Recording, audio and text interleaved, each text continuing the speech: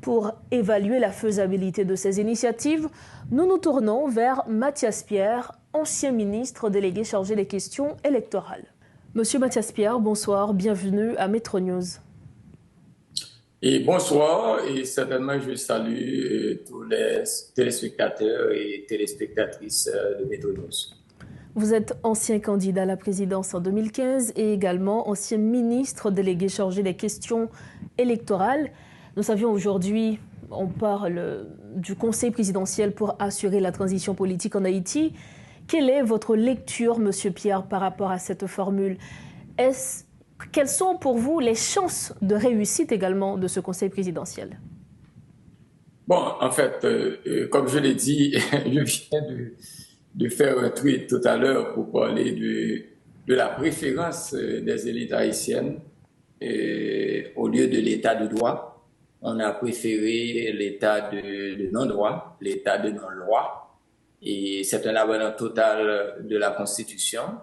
C'est un abandon total du principe des élections et pour créer ou inventer des formules qui, dans le passé, n'ont pas donné de résultats. En 1956, il y avait une grande crise et il y avait déjà un collège présidentiel de 13 personnes. Et ça n'a pas duré 2 mois. Et je pense que après 1986, le premier CNG, c'était le conseil, et dans tous ces conseils, il y avait des militaires qui avaient le contrôle de l'armée, des forces armées d'Haïti. Il y avait un conseil qui n'a pas trop duré non plus et n'a jamais pu délivrer les élections qui devraient être leurs objectifs. Je pense qu'aujourd'hui, nous sommes dans le chaos total et à l'intérieur de ce chaos, on invente une formule, un collège présidentiel ou un conseil présidentiel et on essaye de se donner des lois et des modes de fonctionnement et en dehors total de ce qui reste de la Constitution haïtienne. Et ça m'étonnerait qu'un tel conseil arriverait à donner des résultats. Comme je l'ai dit tantôt, lors du pouvoir du Premier ministre Ariel Henry, les chances d'organiser les élections au tout dernier moment pour le Premier ministre Ariel Henry, c'était de 10%. Et je serais étonné de voir que ce conseil présidentiel arriverait à donner des résultats, à savoir créer un environnement sécuritaire dans le pays et certainement organiser des élections. Monsieur Pierre, certains acteurs préconisent la désignation d'un juge de la Cour de cassation pour mener cette transition. Est-ce un avis que vous partagez, vu que vous exprimiez des doutes quant à l'efficacité de ce conseil? C'était mon point de vue dès le début. Comme je l'ai dit tantôt, de manière institutionnelle, et la Cour de cassation jusqu'à présent, ça fonctionne et tous les membres sont présents. Donc le président, le plus ancien juge ou encore le plus jeune juge, il y a eu des formules qui ont été trouvées dans le temps. Un président est sorti de la Cour de cassation, certainement pour nommer un Premier ministre et certainement avancer de là. Je pense que c'est ce consensus qui devrait être trouvé.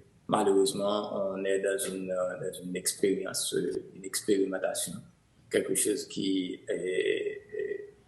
a été déjà expérimenté et on va voir ce que ça va donner. Mais le souci des Haïtiens aujourd'hui, c'est de voir fonctionner le pays. Le souci des Haïtiens aujourd'hui, c'est de voir trouver un environnement sécuritaire, c'est de pouvoir circuler, c'est de pouvoir fonctionner. Les aéroports sont fermés, les ports sont fermés, Port-au-Prince est totalement isolé. Je crois qu'aujourd'hui, nous recherchons la paix.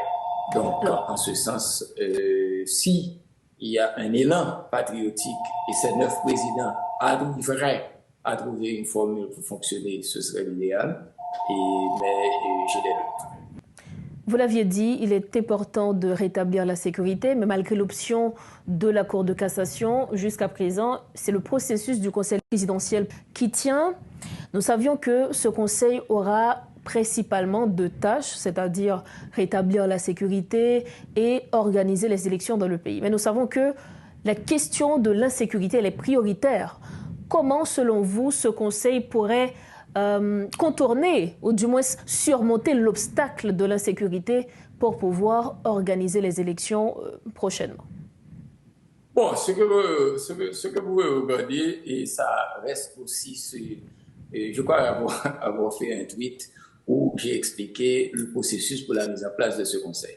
Là, on est dans la phase de bataille pour, d'abord, pour les organisations de choisir les potentiels candidats à ce conseil.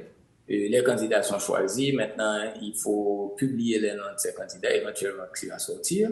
Il va y avoir une autre bataille, c'est pour la présidence du conseil et certainement la bataille pour le secrétaire général du Palais national, la bataille pour la nomination du Premier ministre, la bataille pour arriver à un gouvernement, ça veut dire le choix des ministres, et certainement, en tout dernier lieu, le CEP. La bataille va être longue, on ne sait pas encore combien de temps que ça va durer. Alors que la priorité du pays, c'est le rétablissement de la paix.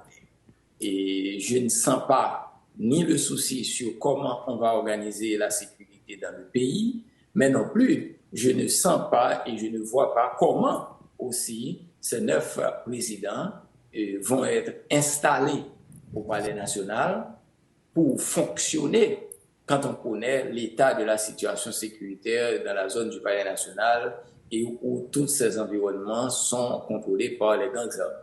Donc, aujourd'hui, nous avons un défi énorme et je suis très sceptique par rapport au Conseil. Je suis très sceptique par rapport aux résultats que peuvent apporter un tel Conseil et certainement et surtout sur les questions clés, à savoir le rétablissement d'un environnement de paix et de sécurité et certainement la tâche la plus importante, l'organisation la mise en place du conseil électoral et électoral provisoire pour l'organisation des élections.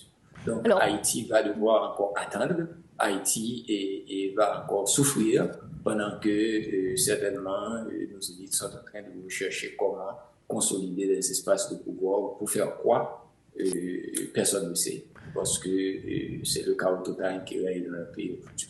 Monsieur Pierre, outre ces deux points, il y a aussi la question de la réforme constitutionnelle. En tant qu'ancien ministre délégué chargé des questions électorales notamment, est-ce que vous pensez que ce Conseil, dans ce laps de temps, pourra faire la réforme constitutionnelle, organiser les élections par la suite? Bon, le Conseil n'a pas à faire la réforme constitutionnelle. Il y a un texte qui a été préparé par la commission qui a été mise en place par le président Jovenel Moïse. Le travail de cette commission avait pris fin et certainement ce qui a été recommandé par le président, en fait, pendant que j'étais ministre, au président Jovenel et qu'il était d'accord. Et ces mêmes recommandations ont été faites dans l'accord du 21 décembre, et à savoir de mettre en place un comité de révision du texte qui a été mis en place. C'est un travail d'1 mois ou de 2 mois. Et ce travail peut être rapidement fait. Et une fois ce travail est fait, le texte serait validé et ce texte pourrait être transféré au Conseil électoral provisoire pour l'organisation du référendum. Et parlant de référendum, tous les matériels pour l'organisation du référendum sont déjà en Haïti et commandés par le PNUD, sécurisés, etc. Donc, je pense que le référendum, c'est l'élément, le premier élément. Et certainement, et ensuite l'organisation des élections proprement dit. Donc, le Conseil n'a pas réellement une responsabilité dans la réforme constitutionnelle. Et tout simplement, le Conseil est là pour mettre en place le CEP et éventuellement, si ça marche, et j'ai des soupçons, que ce Conseil arrive à mettre en place la commission qui serait en charge de réviser et le texte, le projet ou encore constitutionnel pour que ça puisse être soumis à l'approbation, au vote populaire, etc. Pour finir, M. Pierre, est-ce que vous avez des conseils à prodiguer principalement aux membres qui composent ce conseil présidentiel? Je n'ai aucun conseil et pour la simple et bonne raison Euh, je serais, je serais heureux de voir cet élan patriotique. Je serais heureux de voir et je serais le premier aussi à applaudir ces personnalités si effectivement elles arrivent à aller au-delà de nos critiques, au-delà des doutes, au-delà de nos scepticismes pour pouvoir donner des résultats. Mais comme je vous dis, on ne va pas réinventer Haïti. 9 personnalités au Palais national. Et ce sera la pagaille. C'est un film qui a commencé depuis plus d'un mois. Et ce film, il faut attendre de voir comment ce film va terminer. C'est tout. Il faut donc attendre de voir ce qui va se passer. Merci infiniment à vous, monsieur Mathias Pierre, d'avoir été avec nous. Un plaisir d'être avec vous, comme d'habitude. Merci encore. Voilà, c'est avec nous Mathias Pierre, ancien ministre délégué chargé des questions électorales. Il était notre invité pour commenter l'actualité de ce mardi.